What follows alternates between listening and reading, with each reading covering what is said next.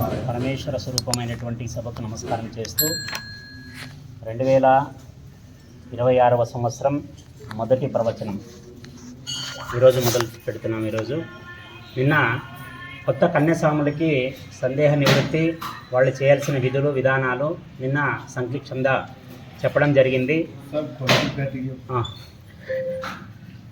అది కాకుండా మీకేమన్నా ఇంకా సమస్యలు ఉంటే నేను గుళ్ళోనే ఉంటా, లేదంటే ఇంట్లో ఉంటా, వచ్చి నన్ను అడగొచ్చు, నేను చెప్తా నా చేతనైనంత వరకు. నాకు తెలియకపోతే ఇంకొకరిని అడిగి కానీ చెప్తా. ఇక మనం దీక్ష మొదలైన కాలం నుంచి మనకు ఎక్కువగా అనుబంధం ఉండేది భస్మం, రుద్రాక్షాలు. ఈ భస్మం ఏం చెప్తుంది? అసలు భస్మాన్ని ఎందుకు ధరించాలి మనిషి? ఇంకా చాలా ఉన్నాయి కదా ప్రకృతిలో. గంధం ఉంది, శ్రీగంధం ఉంది, దాంట్లో ఎన్నో రకాలు ఉన్నాయి సుగంధాల్లో. ఇవన్నీ కాకుండా శివుడు ఎందుకు భస్మలేపనం చేసుకుంటాడు అంటే, మనకి శివుడు అనేది ఒక పరమ సత్యం.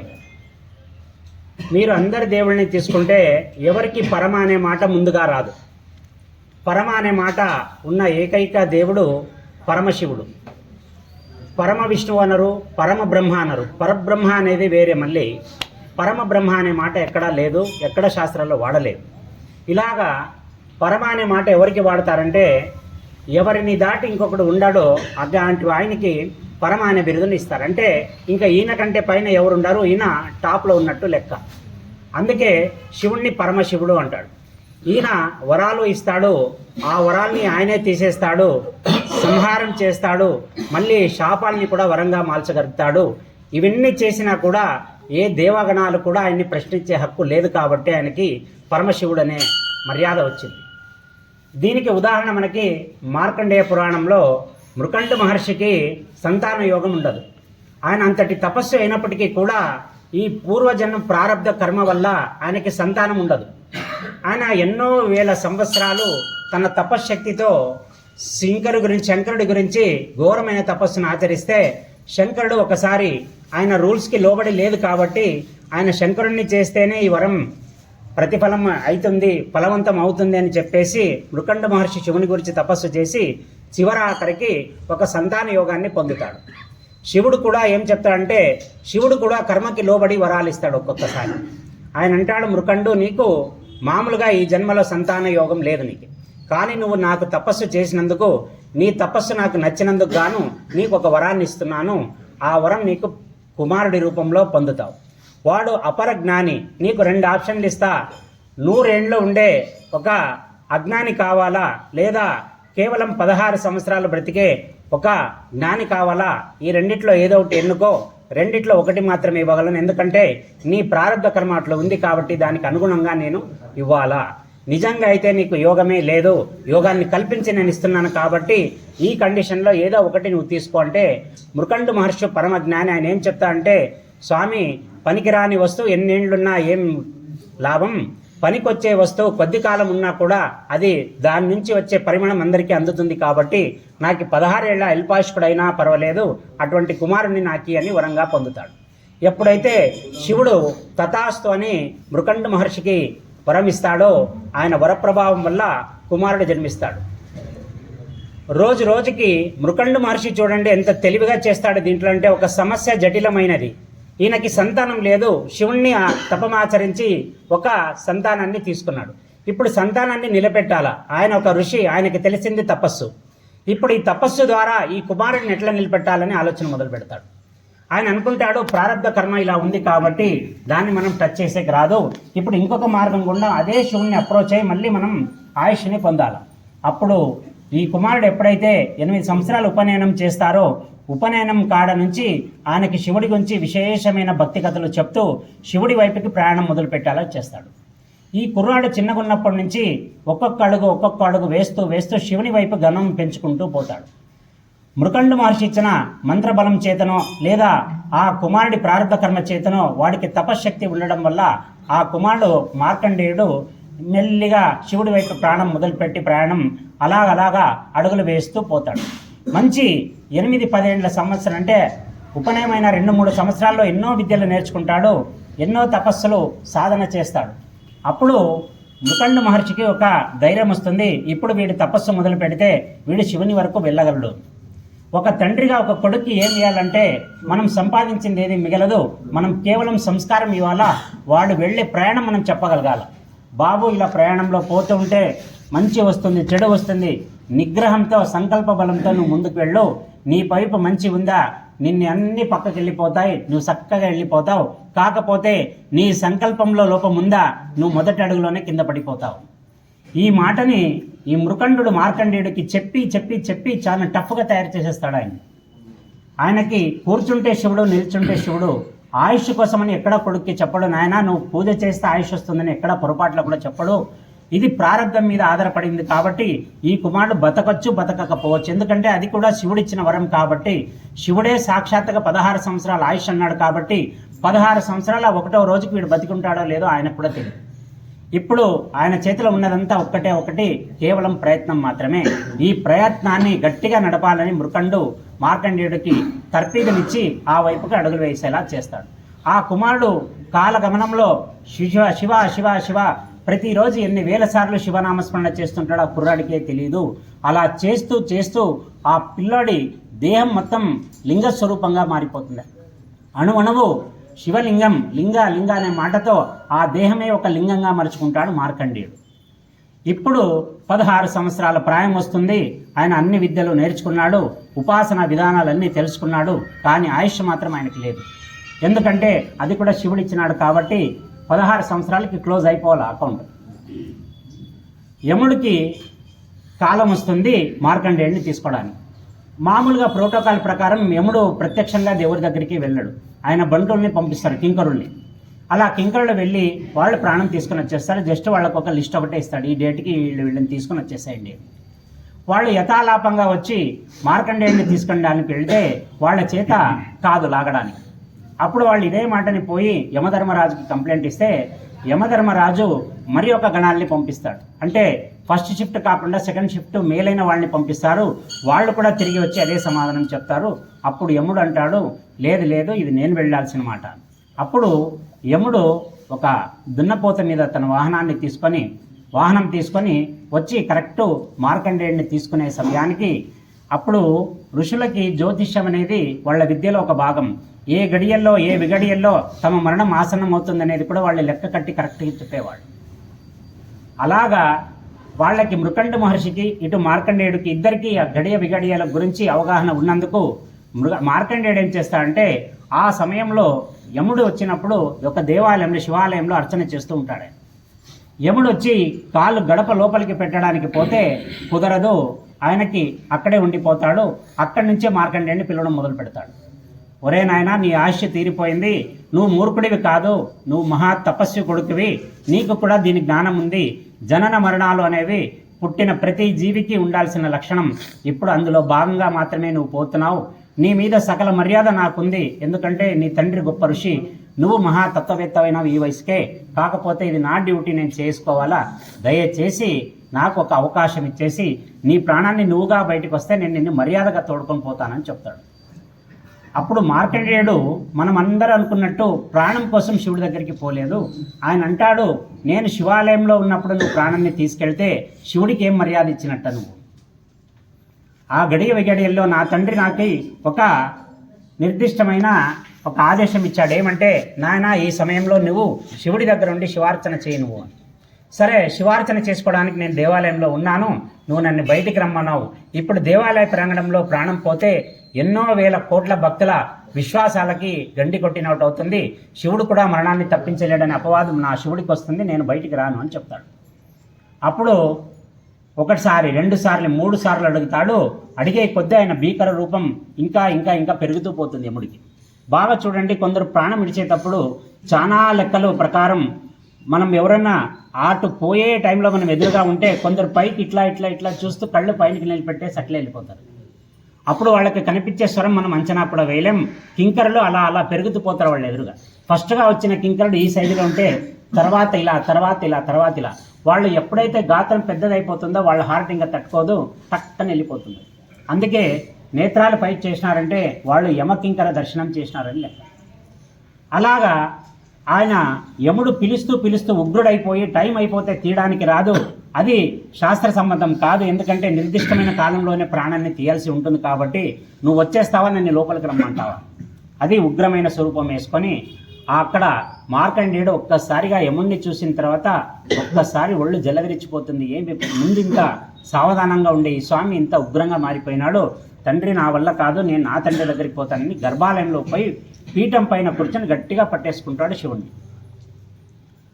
అక్కడికి కూడా శివుడు ప్రత్యక్షం కాదు. ఆయన 2-3 సార్లు పిలిచిన తర్వాత నువ్వు రాకపోతే నా పాశం అక్కడ చేరుతుంది అని చెప్పేసి ఆ పాశాన్ని వేసేస్తాడు. పాశం వేసిన తర్వాత అది మార్కండేయుడి మెడలో కాకుండా లింగాన్ని హత్తుకొని కూర్చున్న శివునికి మరియు మార్కండేయుడికి ఇద్దరికి కలిపి ఆ పాశం పడిపోతుంది. ఎప్పుడైతే కాలకాలుడైనటువంటి శివునికి మరణం లేదని సర్వశాస్త్రాలు చెబుతున్నాయో, కాలకాలుడు అనే మాట ఎందుకు వచ్చిందంటే కాలం పుట్టక ముందు నుంచి ఉన్నాడు, కాలం వెళ్ళిపోయినా కూడా ఉంటాడు కాబట్టి ఆయనకి కాలకాలుడు అనే మాట వచ్చింది. ఇప్పటికీ మన ఉజ్జయిని క్షేత్రంలో మనకి సెంటర్ ఆఫ్ అర్త్ తీసుకుంటే సంకల్పం చెప్పేటప్పుడు ఉజ్జయినిని మహాక్షేత్రంగా తీసుకుంటారు. ఎందుకంటే ఉజ్జయినిలో ఉండేది మహాకాళేశ్వరుడు. కాళేశ్వరుడు అంటే కాలానికి అతీతుడు అని, కాలానికి ఈయన బంధింపబడలేదు, కాలాన్ని మినహాయించి ఈయన సపరేట్గా ఉన్నాడు. ఇలాంటి కాలకాలుడికి అటువంటి సందర్భం వచ్చే లోపల శివుడికి చాలా కోపం వచ్చేస్తుంది. ఇంకొక విషయం ఇక్కడ సూక్ష్మం ఏమంటే, విష్ణువు బ్రహ్మ వీళ్ళు ఏం చేస్తారంటే వాళ్ళ పనులు వాళ్ళు నిర్వర్తిస్తారు, కానీ శివుడు మాత్రం లయకారకుడు. ప్రాణం తీసేది ఈయన సెక్షన్ కిందకే వస్తుంది, కానీ ఈయన ప్రాణం తీయదు. ఈయన బిజీ అపాయింట్మెంట్ల వల్ల ఈయన ఏం చేస్తాడంటే యమధర్మరాజుని నియమిస్తాడు ఆ పని, ఆయనకి ఒక అసిస్టెంట్గా. యమధర్మరాజు శివుడు గీసిన గీత దాటకూడదు, ఎందుకంటే ఆయన చేస్తుండేది శివుడి డ్యూటీ, లయకారకుడు, మరణానికి సంకేతం యముడు. ఇలాగా శివుడు ఎప్పుడైతే నా అసిస్టెంట్ నా మీదే వేసేస్తాడా, నేను ఇచ్చిన పవర్ నా మీదే వాడతాడని ఒక్కసారిగా శివుడికి కోపం వచ్చేసి ఈ ముగ్ధ బాలకుడిని తీసుకోవడానికి మనసు ఎలా వచ్చిందని చెప్పేసి ఆయన తటాలన లింగంలో నుంచి లేచి ఎప్పుడైతే యముడు లోపలికి వచ్చి తీయాలని ప్రయత్నం చేస్తుంటాడో ఎడమ కాలుతో ఆ యముణ్ణి తన్నేసి తన త్రిశూలంతో యముడి తలని పెరికేస్తాడు. అలాగా ఒక శివభక్తుడి వల్ల మరణాలనిచ్చే యముడు కూడా మరణానికి లోనవుతాడు. అలాగా ఈ శివనామ స్మరణ అనేది అతి భయంకరమైన, అతి పవర్ఫుల్ అయిన, అతి శక్తివంతమైన ఒక నామం. శివ అనేది ఎంత ముఖ్యమో శివాయ నమః లేదా ఓం నమః శివాయ అనేది కూడా అంత పవర్ఫుల్. ఎందుకంటే శివ అంటే అయ్యవారు, శివ అంటే అమ్మవారు. చూడండి సంస్కృతంలో పదజాలం ఎట్లా ఉంటుందంటే, వా అక్షరం వాడితే ఒక మగానికి సంకేతం, వా అనేది వాడితే అంటే దానికి ఆత్వం తీసుకుంటే అక్కడ ఆయన పక్కనుండే భార్య కూడా ఆయనలో కలిసిపోతాడు అని. అలా మూలాక్షర మంత్రంలో శివాయ నమః ఓం నమః శివాయ, శివాయ అనే పద్మంలో ఇక్కడ అమ్మవారు అయ్యవారు ఇద్దరు నిక్షిప్తమై ఉంటారు కాబట్టి ఈ పరమ పంచాక్షర మంత్రం అంత పవర్ఫుల్ అయిపోయింది.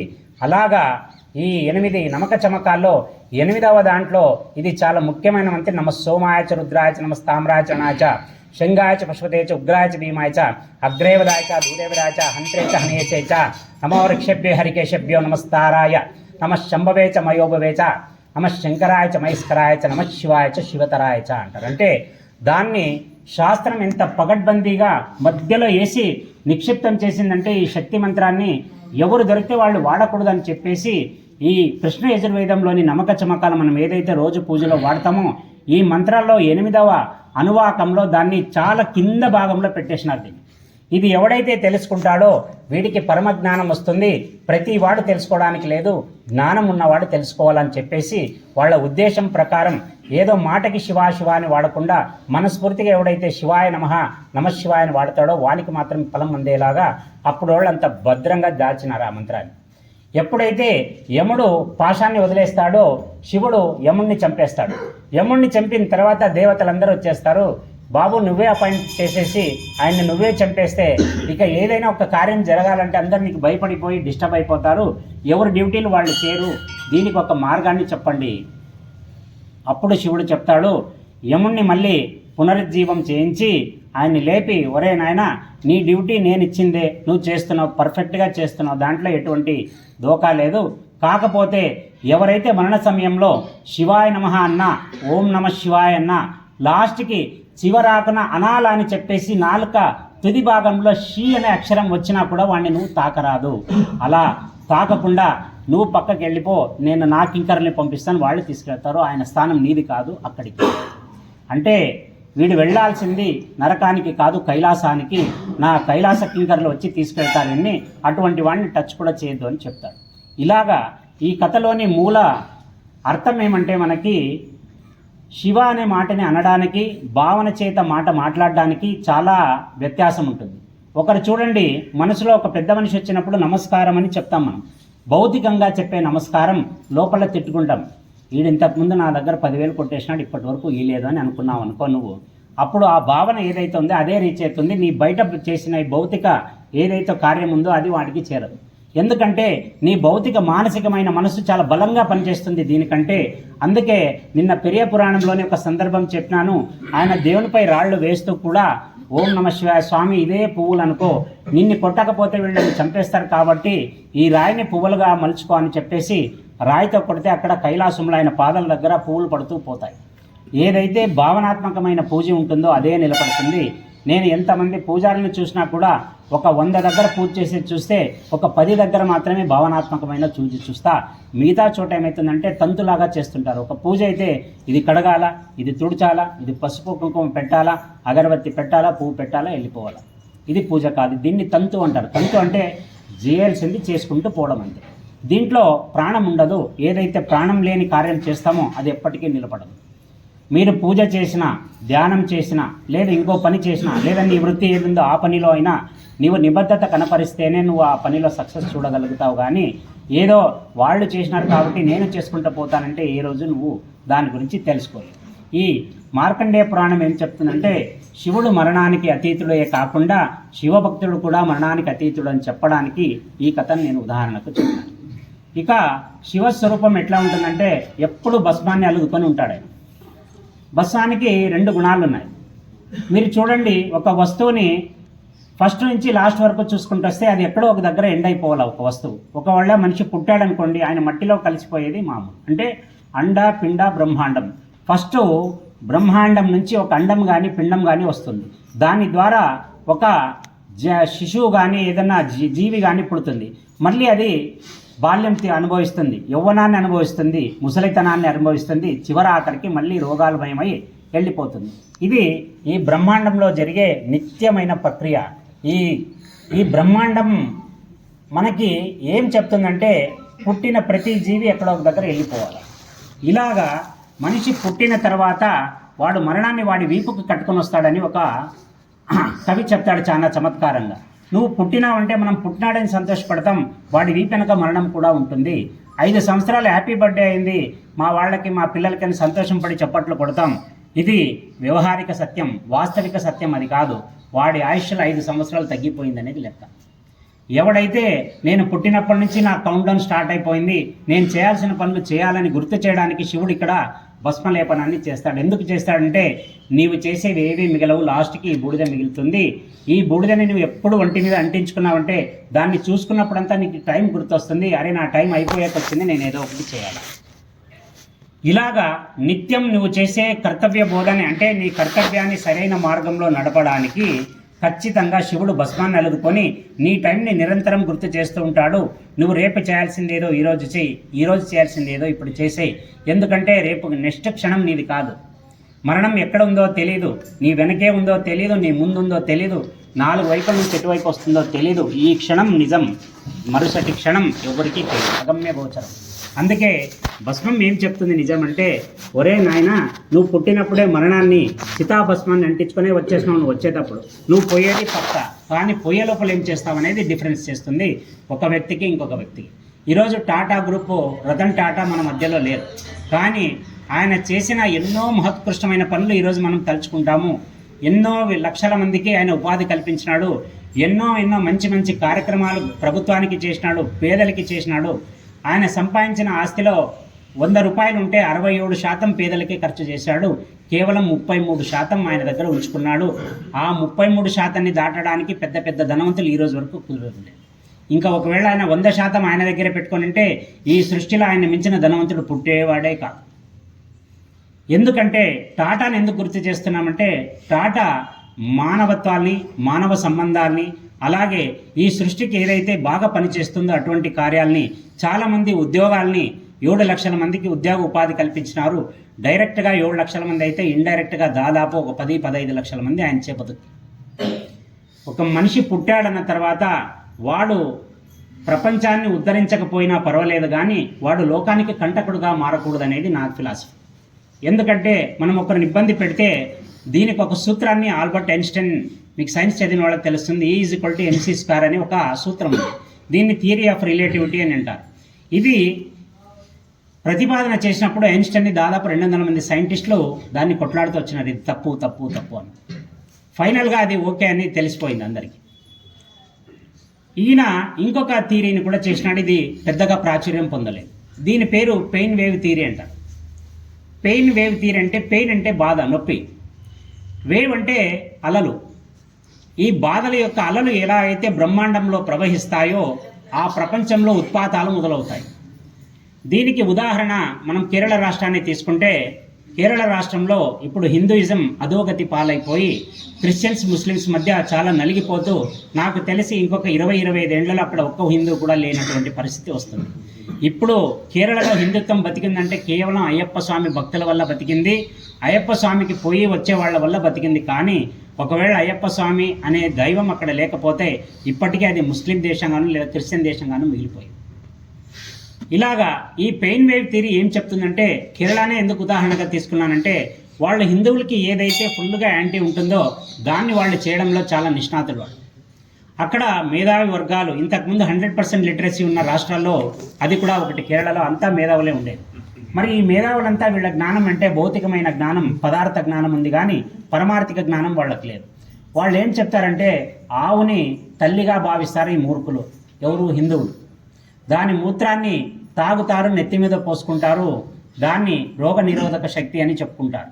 ఇక దాని పేడని ఇంటి ముందు అల్లుదుకుంటారు, అది కూడా షిట్, అది దాన్ని తీసుకొని వీళ్ళు అంతా గలీజ్ చేసేసుకుంటారు. వీళ్ళంత మూర్ఖులు లేదు అని చెప్పి అవమానించడమే కాకుండా వాళ్ళు ఒక ఆవుని నడి రోడ్డు మీద వేసి అందరూ చూస్తుండగా వీడియోలు తీస్తూ దాని గొంతును కోసారు. దాన్ని గొంతును కోసి దాని తలా ముండాన్ని వేరు చేసి దాన్ని అక్కడే అంతా కట్ చేసేసి అదే రోడ్డు మీద వంట చేసుకొని హిందువులకి ఆపోజిట్గా చేసే ఒక కార్యక్రమంలో వాళ్ళు వండుకొని అదే రోడ్డు మీద తిన్నారు. అది జరిగిన కరెక్ట్ 7 రోజుల కాలంలో ఒక తుఫాన్ మొదలైంది కేరళలో. ఆ తుఫాన్ ఎటువంటి తుఫాన్ అంటే కేవలం ఒక ఆవుని చంపినందువల్ల దాదాపు 1 లక్ష మంది గల్లంతైపోయినారు ఆ ప్రవాహంలో. ఇప్పుడు ఈ ఆవు చంపిన దానికి ఉపద్రవానికి ఏం సంబంధం అని మీరు అడుగుతారు.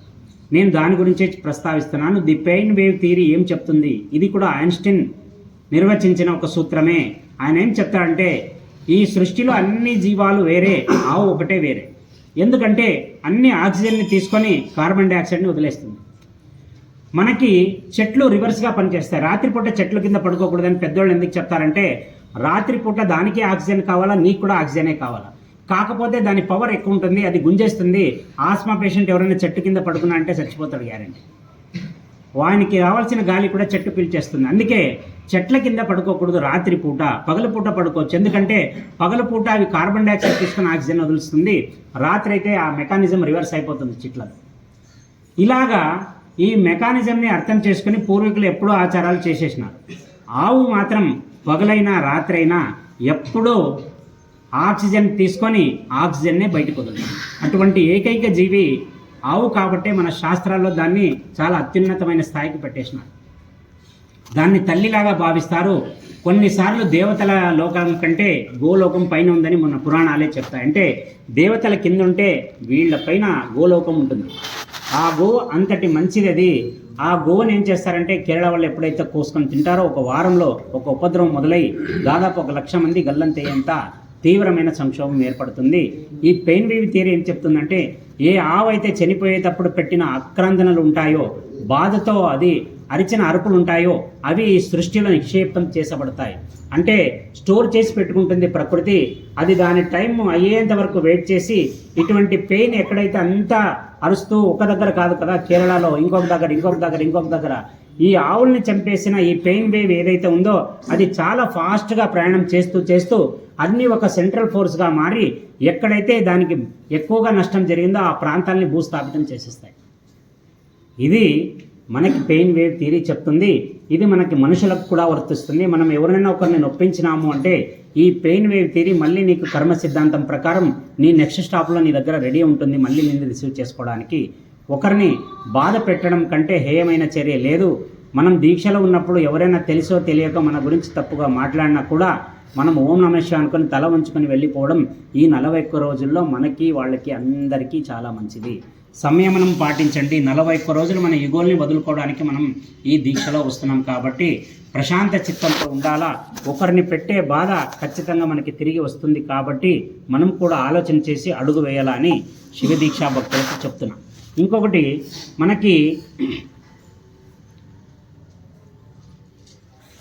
శివుడికి ప్రధాన ఆయుధం త్రిశూలం.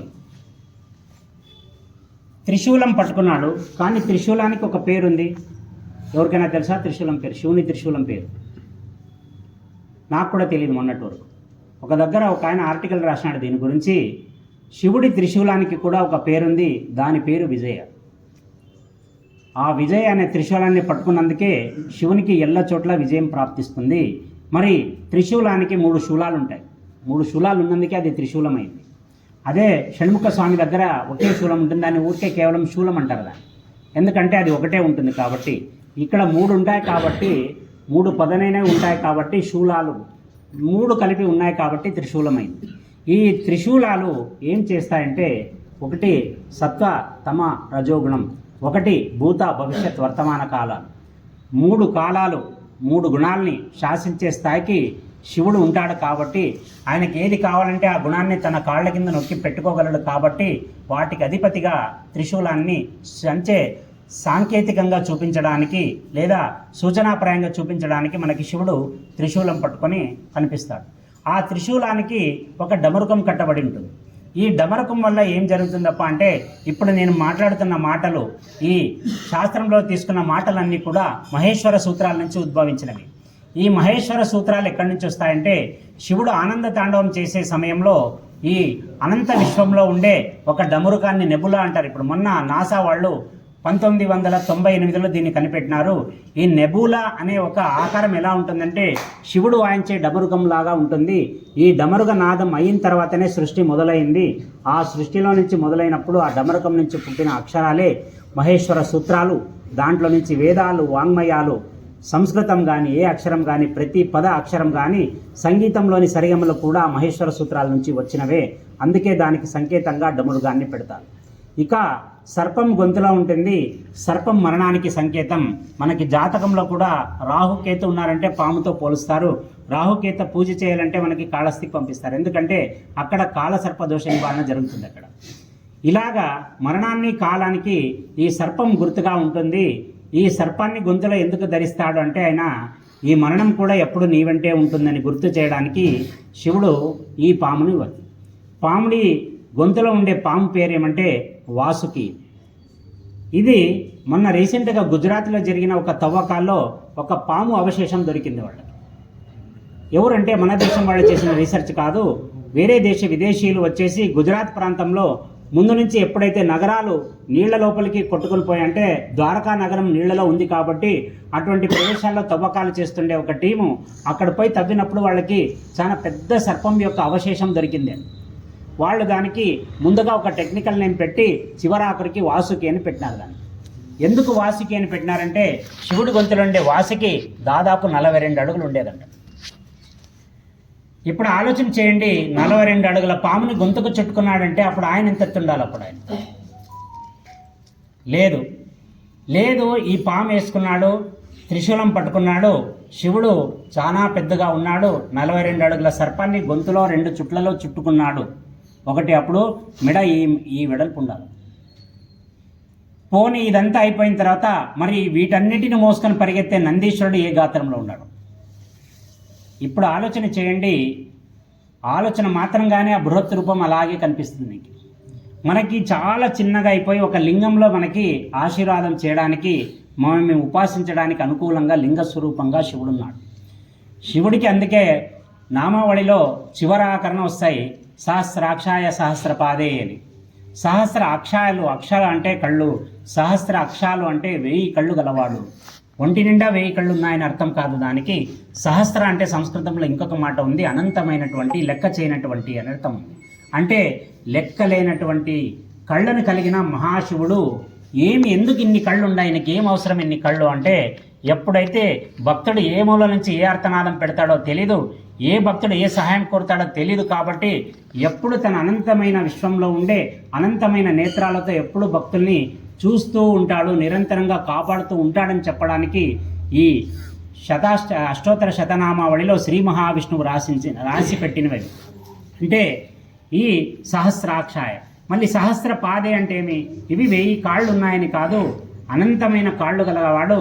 ఎప్పుడు ఎక్కడికి పోవాలన్నా పోగలడు. ఎందుకంటే కాళ్ళు లేనివాడు పోలేడు. కాబట్టి కాళ్ళు ఉండేవాడు వేగంగా ఎక్కడికైనా వెళ్ళవచ్చు. కాబట్టి అన్ని వేల కాళ్ళుండే స్వామి ఎవరికి కష్టం వచ్చినా తటాలను లేచి వెళ్ళిపోతాడని చెప్పేది ఆ శాస్త్రం యొక్క ముఖ్య ఉద్దేశం. ఇలాగా శివుడి వర్ణనని ఒక్కొక్కటి తీసుకుంటే, ఒకసారి గణపతి శివుణ్ణి అడుగుతాడు, నాన్న నీ మీద ఎంతో ప్రేమ వచ్చి నీ దగ్గరికి రావాలనుకున్నప్పుడు నీ గొంతులో సర్పాలు, ఈ కుండలాలకి సర్పాలు, ఈ కాళ్ళ దగ్గర తొడల దగ్గర సర్పాలు, ఇవి చూసి నాకు భయం అయిపోతుంది. చూస్తే గుచ్చుకుంటాయేమో, లేదా పాములు ఎక్కడ పైకి పాకిపోతాయేమో అని అనిపిస్తుంది. నీ మీద ఒక్కసారైనా నేను ప్రేమతో కూర్చొని నీకు ముద్దులు పెట్టే అవకాశం ఇవ్వా అని అడుగుతాడు. అప్పుడు శివుడు అంటాడు, నాయన ఇప్పుడైతే నేను మేకప్ అయిపోయింది నాది, మళ్ళీ నెక్స్ట్ షిఫ్ట్ ఉన్నప్పుడు నీకు ఈ కబురు చేస్తాను, నువ్వు రా. అప్పుడు ఒక మంచి టైంలో శివుడు బాగా సుందరంగా, సర్వాంగ సుందరంగా, జడలు కట్టిన వెంట్రుకలు కాకుండా బాగా తైల సంస్కారం చేసి, దక్షిణామూర్తి స్తోత్రంలో ఎలాగైతే వెంట్రుకలు నీట్గా దువ్వబడి ఉంటుందో అటువంటి ఒక ఆకారాన్ని తీసుకొని ఆయన మంచి అలంకారం చేసుకొని గణేశుడికి చెప్పి పంపిస్తాడు. గణేశుడు కరెక్ట్ వస్తాడు. వస్తానే ఈయన ఒక ఆసనం మీద కూర్చొని అంటాడు. శివుడిని చూసిన వెంటనే తన చేతులను అడ్డం పెట్టేసుకుంటాడు కళ్ళకి. శివుడు అంటాడు, అడిగింది నువ్వే, కళ్ళు మూసుకునేది నువ్వే. నువ్వు అడిగినందుకు నేను ఎంతో కష్టపడి చాలా సుందరంగా అలంకరించుకొని కూర్చున్నాను, నువ్వు చూస్తే తీరా కళ్ళు మూసుకుంటున్నావేమంటే, అప్పుడు అంటాడు, నాన్న నువ్వు ఏమన్నా అనుకో, నాకు ఇప్పటి వరకు సృష్టిలో నా తల్లిని మించిన సౌందర్యం లేదనుకున్నాను. దాన్ని బట్టి శంకరాచార్యుల వారు సౌందర్యలహరి అనే గ్రంథాన్ని రాసినారు, అమ్మాయిని వర్ణిస్తూ. ఇంతటి సౌందర్యం ఉన్న నా తల్లి అతి గొప్పది, అతి అందగత్తి సృష్టిలో అని నేను అనుకున్నాను. ఇప్పుడు చూసిన తర్వాత ఆ మాట అబద్ధం అయిపోతుందేమో అనే భయం వచ్చేసి నేను కళ్ళు అడ్డం పెట్టుకున్నాను. నువ్వు మామూలు అవతారంలోనే ఉండు, నా తల్లే గొప్పగా ఉండాలంట. అంటే శివుడి సౌందర్యం వర్ణనాతీతం. ఆయన గనక రెడీ అవ్వాలనుకుంటే ఎవ్వరు టచ్ కారో అంత బాగా రెడీ అయిపోతాడు.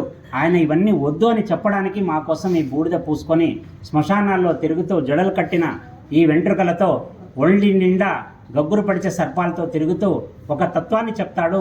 ఇదే నిజతత్వం. అందుకే సత్యం శివం సుందరం అని చెప్తారు. సత్యం, నువ్వు సత్యాన్ని ఆచరిస్తున్నావంటే నీకు తెలియకుండా శివుణ్ణి ఉపాసిస్తున్నట్టే. నువ్వు సపరేట్గా లింగం దగ్గరికి పోయి నమస్కారం చేయాల్సిన పని లేదు. నువ్వు నిజానికి కట్టుబడి ఉన్నావంటే నీ వెనక శివుడు ఉన్నట్లే లెక్క. అందుకే ఎప్పుడు సత్య మార్గాన్ని వదలొద్దండి. అది ఇప్పటికి కష్టాలు పెట్టినా ముందొక రోజు నీకు సుఖాన్ని ఇస్తుంది. నీతో పాటు వచ్చిన వాళ్ళని నీకంటే ముందుకు నడుపుతుంది. కాబట్టి ఈ సత్య మార్గాన్ని ఎప్పుడు వదలకూడదని చెప్పేది ఈ పరమశివ తత్వం. ఈ తత్వంలో నువ్వు చెప్పుకుంటూ పోతే ఒక సంవత్సరమైనా కూడా ఏదో ఒక కంటెంట్ మిగిలిపోతుంది.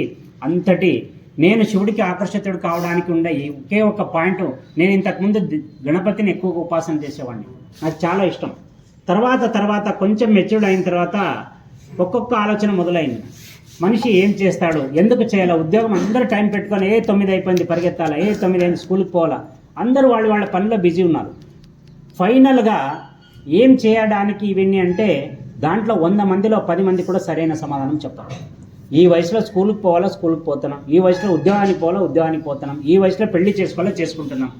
ఎవరు పూర్తి అవగాహనతో ఎవరు చేయట్లేదు. ఒకరి బాధరబందీ వల్ల లేదా ఏదో చేయాలి కాబట్టి చేస్తూ ఇది ఏదో ఒక గుడ్డి ఆచారం లాగా వెళ్ళిపోతుంది.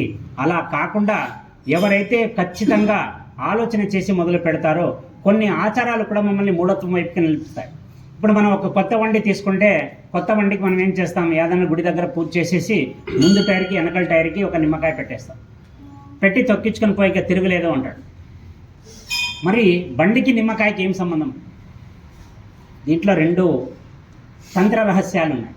ఫస్ట్ రహస్యం ఏంటంటే, అంటే సాంకేతిక పరమైనది, సైంటిఫికల్గా మూర్ఖులని అనే వాళ్ళు ఉంటారు కదా హిందుత్వాన్ని, అటువంటి వాళ్ళ కోసం ఈ జవాబు. నిమ్మకాయని ఎందుకు తొక్కిస్తారు అంటే, ఇంతకు పూర్వం ఎక్కడికైనా ప్రయాణం మొదలు కావాలంటే తల్లి పిల్ల ఆడ మగ అందరూ ఎద్దుల బండిలో తీసుకొని ఎద్దుల బండిలో ప్రయాణం సాగించేవాళ్ళు. అప్పుడు మార్గాలు ఇంత విశాలంగా ఇంత మంచిగా ఉండేవి కాదు, అడవి మార్గం గుండా వెళ్ళాలి. ఆ అడవి మార్గం గుండా వెళ్ళేటప్పుడు ఆ చక్రం చెక్కతో చెక్కిన చక్ర ఇరుసులు కూడా విరిగిపోయాయి. అందుకే 1-2 చక్రాలు స్పీడ్గా వేసుకొని పోయేవాళ్ళు. అటువంటి బరువులు రాళ్ళు ఎక్కి దిగి ఎక్కువ ఎగుడు దిగుల్లో వాళ్ళు చాలా కష్టమైన ప్రయాణం చేసేవాళ్ళు. బండిలో ఏ ప్రాబ్లం వచ్చినా మళ్ళీ మార్చుకోవచ్చు, కానీ వీళ్ళు తీసుకొని పోయిన ఎద్దుల్లో ప్రాబ్లం వస్తే చాలా కష్టం. ఎక్కడైనా అడవిలో ఆగిపోతే ఆడపిల్లలు ఉంటారు, చిన్నపిల్లలు ఉంటారు, ఆకలి ఉంటుంది, డబ్బులు ఉంటాయి. కాబట్టి అప్పుడు వీళ్ళు ఏం చేసేవాళ్ళంటే, ప్రయాణం మొదలుపెట్టే ముందు దేవుడి దగ్గర ఆశీర్వాదం తీసుకొని అక్కడే అదే గుడి ముందు నిమ్మకాయలు పెట్టించి ఆ ఎద్దులతో ఆ నిమ్మకాయల్ని తొక్కించి తర్వాత ముందుకెళ్ళి తీసుకుపోయేవాడు. అంటే నిమ్మకాయ తొక్కితే ఆ ఎద్దుకి ఏమవుతుందంటే, ఎద్దుకి ఇలా ఉంటుంది కాలు నిర్మాణం. ఎప్పుడైతే నిమ్మకాయని తొక్కుతుందో దాని రసం ఈ సందుల్లోకి వెళ్ళిపోతుంది. సందుల్లోకి వెళ్ళిపోయిన తర్వాత ఈ ఇన్ఫెక్షన్ ఏదైనా ఎప్పుడైనా రొచ్చులో తిరిగినా, ఏదైనా పేడలో ఎక్కడన్నా కాళ్ళు పెట్టినా, దుమ్ము ధూళి తగిలినా కూడా ఈ ఎద్దులకి ఇన్ఫెక్షన్ కాదు. మామూలుగానే వాటికి హై ఇమ్యూనిటీ పవర్ ఉంటుంది మనకంటే. ఒకవేళ ఎవరైనా తొక్కి ఏదైనా గాయమైనా ఏదైనా చీలినా కూడా ఇన్ఫెక్షన్ రాకోకున్నట్లు అప్పుడు వాళ్ళు నిమ్మకాయలని తొక్కించి తీసుకెళ్లే సంప్రదాయం వచ్చింది. మనకి ఇప్పుడు ఎద్దుల బండి కట్టట్లేదు, ఎద్దులు లేదు కాబట్టి, మన ఎద్దులు ఈ బండ్లే కాబట్టి వీటికి నిమ్మకాయలు తొక్కించిపోతున్నాం. ఇది ఒకటి ఆన్సర్. రెండో ఆన్సర్ ఏమంటే, అప్పటి వరకు వామాచార పద్ధతులు దక్షిణ భారతదేశంలో చాలా భయంకరంగా ఉండేది. మనకి 52 ఛాందస మతాలు హిందుత్వాన్ని అణగదొక్కి లోపలికి పారేసిన ఆ సమయంలో ఆదిశంకరాచార్యుల వారు ఉద్భవిస్తారు. అప్పుడు ధర్మ ఆచరణ చేయడానికి, ధర్మాన్ని నిలబెట్టడానికి ఆయన భారతదేశం పైనుంచి కింది వరకు ఆ వయసులో 3 సార్లు పాదయాత్ర చేసినాడు. అంటే కన్యాకుమారి నుంచి మొదలుపెట్టి కశ్మీర్లో వరకు అక్కడ డిబేట్ చేసి అక్కడ అందరినీ గెలిచి అందరినీ శైవం వైపుకు లాగి కేవలం 5 మంది ఉపాసన మాత్రమే చేయాలా, ఈ 52 మంది దేవతలు అవసరం లేదు మనకి అని చెప్పేసి కేవలం 5 మతాలని స్థాపించి ఆయన, కొందరు 6 అంటారు, కొందరు 5 అంటారు, షణ్మతాలు అంటారు, లేదా పంచమ మతాలు అంటారు. అలాగా ఆయన అందరినీ ఒక క్రమబద్ధీకరించి చేసిన దాంట్లో ఒక విశిష్టమైన టెంకాయ కొడతాం మనం. ఏదన్నా గుడికి పోతే ఫస్ట్ కొట్టేది టెంకాయ. టెంకాయ ఎందుకు కొడతామంటే మన అహంకారాన్ని పగులు కొడుతున్నామని ఒక జవాబు వస్తుంది. ఓకే, అది కూడా ఒక రకంగా మంచిదే. తన అహాన్ని దేవుని దగ్గర పగులు కొట్టేస్తే మనిషి బాగుంటాడు అని. ఇలాగా మళ్ళీ టెంకాయని ఎందుకు కొట్టాలా, ఖచ్చితంగా కొట్టి తీరాల్సిందే అని అంటే, ఈ వామాచారం ఎక్కువ జరిగేది దక్షిణ ప్రాంతంలో. అప్పట్లో ఆయన ఎక్కడికి పోయినా బలులు జరిగేవి. కోడి, కుక్క ఏది దొరికితే అది బలి ఇవ్వడం, తర్వాత దేవతాపాసన చేయడం. శంకరాచార్యులకి ఆశ్చర్యమైపోతుంది, దేవుడు ఇంతటి రక్త పిపాస, దేవునికి రక్తం లేకపోతే జరగదా, ఏమిది వీళ్ళు అంటే వీళ్ళ ఆలోచనలు దేవునికి ఆపాదిస్తున్నారా వీళ్ళు అని ఆయన ఏం చేస్తాడంటే, అప్పుడు వెళ్ళి మీరు ఈ కార్యక్రమాలు చేయకూడదు, ఒక జీవి చేస్తే ఏ దేవుడు సంతోషపడడు, అలా సంతోషపడుతున్నాడంటే ఆయన దేవుడే కాదు అనే ఒక కొత్త సూత్రాన్ని తీసుకొని వస్తాడు. కానీ అప్పటికే పేరుకుపోయిన ఈ సమాజంలో చాలామంది ఎదురుపడతారు. నువ్వేం స్వామి కొత్త వచ్చి కొత్తవన్నీ చెప్తున్నావు, ఇట్లయితే కాదు, మన పూర్వీకులు చేసుకుంటూ వచ్చినారు, అది వాళ్ళు ఏం చేసినా కరెక్టే చేసింటారు. కాబట్టి ఆయన అంటాడు, నాయన, ఒక జీవి చనిపోయిందంటే దాని బాధ్యత నువ్వు తీసుకున్నావంటే నువ్వు పూజ చేస్తూ ఒక నరకాన్ని సంపాదించుకుంటున్నావు, దీంట్లో పూజ చేయడానికి ఇంకేం మిగిలింది. అప్పుడు కొందరు చాలా తాత్వికంగా చెప్తున్నాడు కాబట్టి, స్వామి దీనికి మీరే ఒక మార్గాన్ని చెప్పండి, మా బలి ఎక్కిండాలా కానీ జీవం పోయిండకూడదు. అప్పుడు శంకరాచార్యుల వారు ఆలోచన చేసి ఒక టెంకాయని తీసుకొని టెంకాయని చూపిస్తూ చెప్తాడనమాట. దీనికి 3 కళ్ళు ఉంటాయంటే ఈయన పరమశివ స్వరూపం లాంటిది. ఈ టెంకాయలో పంచభూతాలు ఆవాసమై ఉంటాయి. దానిపైన ఉండే చిప్ప భూమికి, లోపలుండే జలం నీటికి, ఇక భూమి ఆకాశాలు ఇవన్నీ కూడా ఈ టెంకాయలో నిబిడీకృతమై ఉంటుంది. ఇది కూడా ఒక జీవితో సమానం. బాగా చూడండి, మన తలకాయ, మనకి 3 నేత్రాలు ఉంటాయి.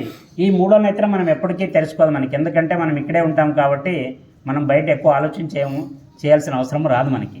ఈ 2 కళ్ళు మనకు కనిపిస్తాయి. యాక్చువల్గా అంతర్నేత్రం ఇక్కడ ఉంటుంది. ఈ అంతర్నేత్రం ఎప్పుడైతే ఓపెన్ అవుతుందో మనిషి యొక్క జ్ఞానం అప్పుడు స్టార్ట్ అవుతుంది. ఈ అంతర్నేత్రం యొక్క అవసరం మనకు రాలేదు, మనం చేయలేదు. కానీ శంకరాచార్యుల వారు ఏం చెప్తారంటే, ఒక టెంకాయకి 3 కళ్ళు ఉంటాయి. ఈ 3 కళ్ళు ఒక మానవ తలకాయతో దీనికి సమానం. ఒకవేళ నువ్వు గనక భగవంతుడికి ఆ టెంకాయని కొడితే ఒక జీవిని బలి ఇచ్చినట్టే నువ్వు. అలాగా నీ దేవుడు సంతోషపడతాడు, ఇక్కడ ప్రాణహింస జరగదు కాబట్టి నువ్వు లాభపడతావని చెప్పిన తర్వాత ఈ మన దక్షిణ భారతదేశంలో టెంకాయలు కొట్టే సంప్రదాయం వచ్చింది. మీరు ఉత్తర భారతదేశంలో పోండి, ఎక్కడ టెంకాయలు కొట్టే పద్ధతి ఉండదు. మనమై తీసుకెళ్తే కొడతారు కానీ లేదంటే ఎక్కడ టెంకాయలు అనే మాట ఉండదు. అక్కడ కేవలం పూలారాలు మాత్రమే వేస్తారు. ఇలాగా ప్రతి శాస్త్రంలోనూ ప్రతి విషయంలోనూ ఏదో ఒక తార్కికమైనటువంటి సాంకేతికమైనటువంటి ఎన్నో అంశాలు మనకి తెలిసి ఉన్నాయి. కాకపోతే మనం ఈరోజు హిందువులను చెప్పుకోవడానికి ఆలోచన చేసి చెప్తున్నాము. మిగతా వాళ్ళు చాలా ధైర్యంగా మనం ఫలానా మతస్థులు, మనం ఫలానా వాళ్ళని వాళ్ళు గర్వంగా చెప్పుకోగలుగుతున్నారు. ఇంకా టైం 40 5 minutes.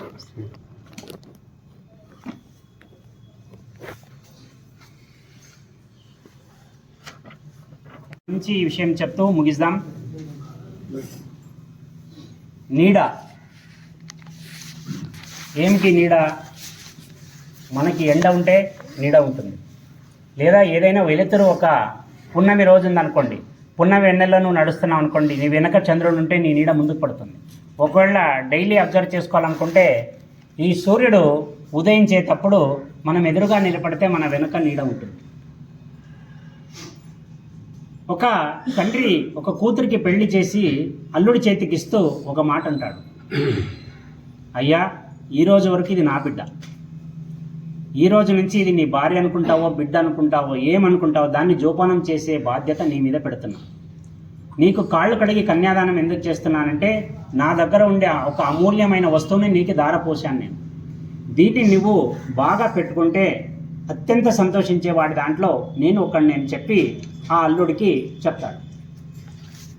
అల్లుడికి ఎప్పుడైతే అప్పగింతలు చేసి కూతురు వెళ్ళిపోతూ ఉంటుందో అల్లుడు ఒక్క నిమిషం అంటాడు.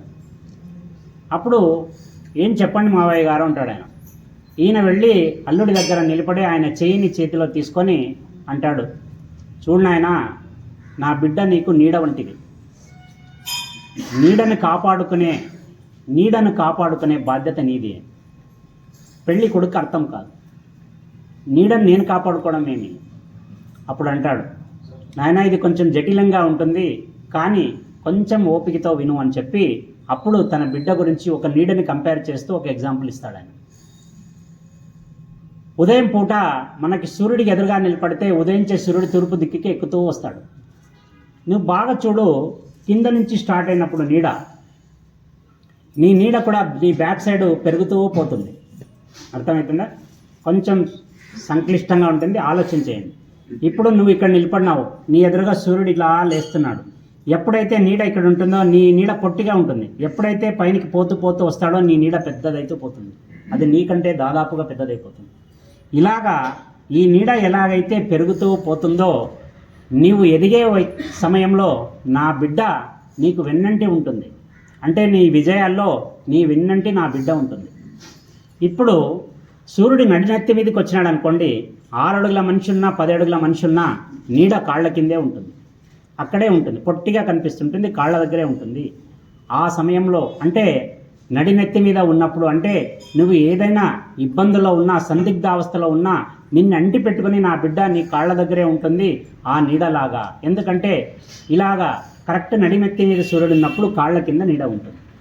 ఇక మూడోది, సూర్యుడు అస్తమిస్తాడు, ఉదయించిన సూర్యుడు అస్తమించాలి. ఇక్కడ ఉండే వ్యక్తికి ఇక్కడ నుంచి పెరిగి పెరిగి పెరిగి ఈ పక్కకు వస్తాడు. ఇప్పుడు ఈ పక్కకు వచ్చినప్పుడు ఏమైపోతుందంటే నీడ ముందుకు పడడం మొదలు పడుతుంది. ఎప్పుడైతే నీ దేహంలో జవసత్వాలు తగ్గి నీ వయసు పెరిగి నీ సూర్యుడు ఏదైతే ఉన్నాడో ఆయన అస్తమించే సమయం వచ్చినప్పుడు, అంటే నీకు వృద్ధాప్య సమయంలో నా కూతురు నీకు ముందుండి నిన్ను నడుపుతుంది అని చెప్తుంది ఒక నీడలా. ఇలాగా ఈ 3 త్రికాలాలలో నా బిడ్డ నీకు నీడలాగా ఉంటుంది కాబట్టే దాన్ని నీడతో పోల్చినాను బాబు, ఆ నీడను కాపాడుకునే బాధ్యత నీది అని ఆ తండ్రి ఆ బిడ్డకు చెప్తాడు. ఇప్పుడు బాగా కూర్చొని ఆలోచన చేస్తే నిజంగా ఒక నీడలో ఇంతటి తత్వాన్ని వెతికిన ఆ మహానుభావుడు ఎవరో కానీ ఆయనకి చేతులెత్తి నమస్కారం చేయాలా. మనం రోజు చూస్తాం కానీ మనకెవరికి రాని ఈ ఆలోచన ఆ మహానుభావుడికి వచ్చినందుకు ఆ పరమేశ్వరుడు కృప ఆయనపై ఉండాలని నేను ఈ రోజుకి కోరుకుంటా. ఇక ఈ మాట చెప్తూ మనం ఈరోజు ముగిద్దాం. ఎందుకంటే ఆనవాయితీ ప్రకారం ఒక జోక్ చెప్పేస్తాను. చాలా గంభీరంగా ఉన్నారు మనిషి. ముగ్గురు డాక్టర్లు ఉంటారు, మెడికల్ క్యాంప్కి వేస్తుంటారు. మీరు బాగా చూడండి, మెడికల్ స్టూడెంట్స్ ఎవరైనా ఉంటే వాళ్ళకి 5 ఏళ్ళు 6 ఏళ్ళు ఎంబీబీఎస్ అయిపోయిన తర్వాత ఒక 6 months లేదా 1 year 2 years వాళ్ళని ఎక్కడో ఒక దగ్గర క్యాంప్కి వేస్తారు పల్లెటూరులో. ఎందుకంటే లాట్ ఆఫ్ పేషెంట్, చాలామంది పేషెంట్లు రావాలా, వాళ్ళని స్టడీ చేయాలా, వీళ్ళ ఎడ్యుకేషన్కి అది హెల్ప్ కావాలా. అది ఆ ప్రాజెక్ట్ ప్రోగ్రామ్ యొక్క ముఖ్య ఉద్దేశం. అలాగా ముగ్గురు డాక్టర్లు ఏం చేస్తారంటే, ఈ ఎముకలకి సంబంధించిన డాక్టర్లు ఒక దగ్గర ఒక గుట్ట మీద ఎప్పుడైతే వాళ్ళ డ్యూటీ అయిపోతుందో, పల్లెటూరు వాతావరణం, సిటీలో తిరిగిన పిల్లలు అరే బాగుంది గాలి అక్కడ దగ్గర కూర్చున్నామని చెప్పేసి ఒక కొండ దగ్గర కూర్చొని ఉంటాడు. ఒక పక్క గొర్రెలు కాసే పిల్లడు గొర్రెలు కాస్తూ ఉంటాడు కట్టె పెట్టుకొని. వాడు టైం అయిపోయి ఉంటుంది, గొర్రెలంతా ఒక పక్కకి తోలుకుంటుంటాడు ఇంటికి తీసుకుపోవడానికి. వీళ్ళు డ్యూటీ ముగించుకొని వచ్చి రాళ్ల మీద కూర్చొని పిచ్చాపాటి మాట్లాడుకుంటుంటేటప్పుడు అస్పష్టంగా ఒక మనిషి కుంటుతూ రావడం కనిపిస్తుంది. వీళ్ళ ముగ్గురులో ఒక ఆయన అంటాడు, ఒరే అక్కడ చూడు ఒక మనిషి వస్తున్నాడు కదా. అవును, ఆయన్ని బాగా అబ్జర్వ్ చేయండి, ఆయన కాలు కొంచెం కుంటుతూ వస్తున్నాడు. ఆయన ముగ్గురు చూస్తారు, అవును కరెక్ట్, ఏదో ఒక కాలు ప్రాబ్లం ఉంది ఆయనకి, ఆయన కుంటుతూ నడుస్తున్నాడు. అప్పుడు అంటాడు, సరే కుంటుకుంటూ నడిస్తే ఏ ప్రాబ్లంతో నడుస్తాడని మనం చెప్పాలా? మేము ముగ్గురు డాక్టర్లే కాబట్టి, అది ఎముకలకు సంబంధించిన డాక్టర్లు కాబట్టి చెప్పగలిగితే మనం పర్ఫెక్ట్ డాక్టర్లు. ఇప్పుడు ఆలోచన చేస్తారా, సరే సరే ఈయన పోతున్నాడు, కుంటుతున్నాడు, రైట్, ఎడమ కాలు ప్రాబ్లం ఉందని ఒక ఆయన చెప్తాడు. ఆయన అంటాడు, దానికి డాక్టరే అవ్వాల్సిన పని లేదు, ఎవడైనా చెప్తాడు. మళ్ళీ డాక్టర్ చెప్పాల్సింది ఏమైనా ఉంటే చెప్పు, ఏం చేయాలా? అప్పుడు ఆలోచన చేస్తాడు, వీడు చిన్నగా ఉన్నప్పుడే పోలియో డ్రాప్స్ వేయలేదు వీనికి, వీళ్ళ అమ్మా నాయన, అందుకే పోలియో వచ్చింది. ఇంకా వాడు పొదల చాటనే ఉన్నాడు, అని కాళ్ళు క్లియర్ ఎవరికి తెలియట్లేదు. ఈ గొర్రెలు కాసే పిల్లోడు గుట్ట మీద కూర్చొని వీళ్ళు ముగ్గురిని చూస్తుంటాడు, పైన కింద ఏం మాట్లాడుతున్నారు వీళ్ళు. తర్వాత రెండో డాక్టర్ వస్తుంది, నాది అయిపోయింది నువ్వు చెప్పు అంటాడు. ఇప్పుడు రెండో ఆయన అంటాడు, లేదు ఇది సెరెబ్రల్ ప్రాబ్లం, ఇది అంటే మెదడు నుంచి దేహానికి వచ్చే ఒక నరాల స్పైన్ పట్టి ఉంటుంది, అందులో ఏదో ప్రాబ్లం ఉంది, అది బ్రెయిన్లోనే, ఇది ఇంతలోనే ఉంది ఎక్కడో ఒక దగ్గర. మనకి ఈ కుడి చేయి పని చేయాలంటే ఎడమ బ్రెయిన్ పని చేయాలా, ఎడమ చేయి పని చేయాలంటే కుడి బ్రెయిన్ పని చేయాలి. ఎందుకంటే దేవుడు రివర్స్ యాక్సెస్ ఇచ్చింటాడు మైండ్లో. ఇలాగా ఈ సెరెబ్రల్లో ఒక ప్రాబ్లం ఉంది, అందుకే ఆ పిల్లోడు అలా నడుస్తున్నాడు అని రెండో డాక్టర్ చెప్తాడు. ఇక మూడో డాక్టర్ అంటాడు, మీరిద్దరిది తప్పు, నేను ఫైనల్గా చెప్తా, ఎగ్జాక్ట్లీ చెప్తా నేను. పర్ఫెక్ట్గా ఏమైందంటే ఆ పిల్లోనికి ఈ అలైన్మెంట్ డిస్క్ ఏదైతే వీపులో ఉంటుందో, మనకి స్పైన్ అంటారు కదా, ఈ స్పైన్ డిస్క్ ఏదైతే ఉందో అది అలైన్మెంట్ సరిగ్గా కూర్చోలేదు. కింద డిస్క్ ఎక్కడో ఒక దగ్గర అటు ఇటు అయింది, అందుకే వాడి జీవితాంతం కుంటుతూనే నడుస్తూ ఉండాలి. ముగ్గురు అయిపోతుంది, వాడు ఇంకా రాలేదు బయటికి. అందరు చూద్దాం, నీదంతా 500 కలపాలి, 500 కలపండి. ముగ్గురు కలిపేస్తారు, వాడిని చూస్తూ ఉంటారు. ఈయన అప్పటికి రాడు, కాళ్ళు గోక్కుంటూ రావాలి కదా పాపం, అంతే చూస్తాడు, అంతా అయిపోతుంది. వాడు గొర్రెలు కాసే పిల్లోడు వస్తాడు, వచ్చి సార్ ఏం మాట్లాడుతున్నారని, ఏం లేదు తమ్ముడు, ఇట్లంతా మాట్లాడుతున్నాము, ఈ ముగ్గురులే యాది కరెక్టే చెప్పు అంటాడు. వాడు కూడా చూసిండలేదు పాపం. వాడంటాడు, దీనికి ఇంత చదువు ఎందుకు సార్, యువతలకు వచ్చిన తర్వాత చూడండి వాని చెప్పు ఒకటి తెగిపోయింది, గోక్కుంటూ వస్తుంటాడు వాడు. తీరా బయటకు వచ్చి చూస్తే నిజంగా చెప్పు తెగిపోయింది. అంటాడు, దీనికి ఎన్ని చదువులు ఎందుకు సార్, చెప్పు తెగిపోతే చదువు చేయందని చేయనకి. అందుకే చదువుకి జ్ఞానానికి సంబంధం లేదు అని చెప్పడానికి ఇది ఒక మంచి ఉదాహరణ కాబట్టి చెప్తున్నాను. చెప్తూ ముగిద్దాం.